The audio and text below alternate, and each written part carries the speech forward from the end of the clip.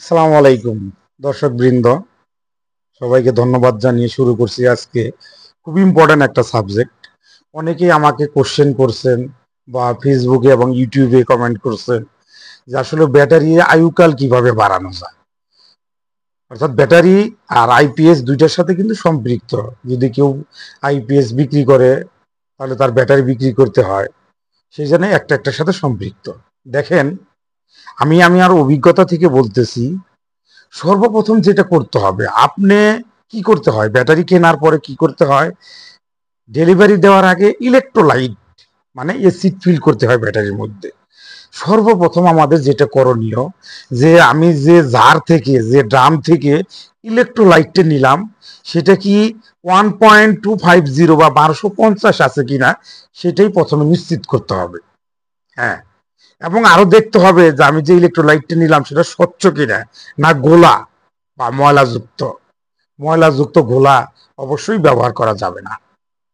দ্বিতীয়ত, আপনি শিওর করলেন যে না আপনার ইলেকট্রোলাইট 1250 আছে, গোলা না, সব পরিষ্কার আছে, কিন্তু দ্বিতীয় ধাপে কি করতে হবে, ব্যাটারির মধ্যে কি আপার লেভেল বরাবর ইলেকট্রোলাইট গুলো প্রত্যেকটা সেলে সমানভাবে সমানভাবে কি করতে হবে, দিয়ে দিতে হবে।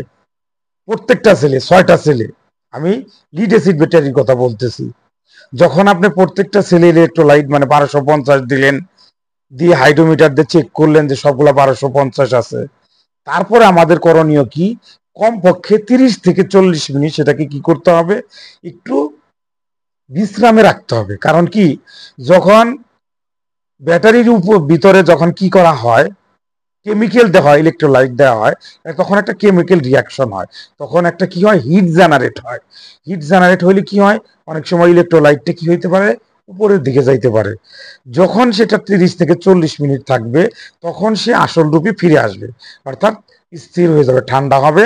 তখন আপনি কি করবেন, আবার প্রত্যেকটা সেলের ইলেকট্রোলাইটটা চেক দিবেন। কারণ আমরা তো জানি না যে কোন সেল বেশি শুকনা ছিল, কোন সেল কম শুকনা ছিল। অনেক সময় হতে পারে যে 6টা সেলের মধ্যে একটা সেল একটু বেশি ড্রাই আছে। তাহলে যখন আপনি আধা ঘন্টা পরে কি করলেন, প্রত্যেকটা সেলকে কি করলেন, আবার চেক দিয়ে দিলেন।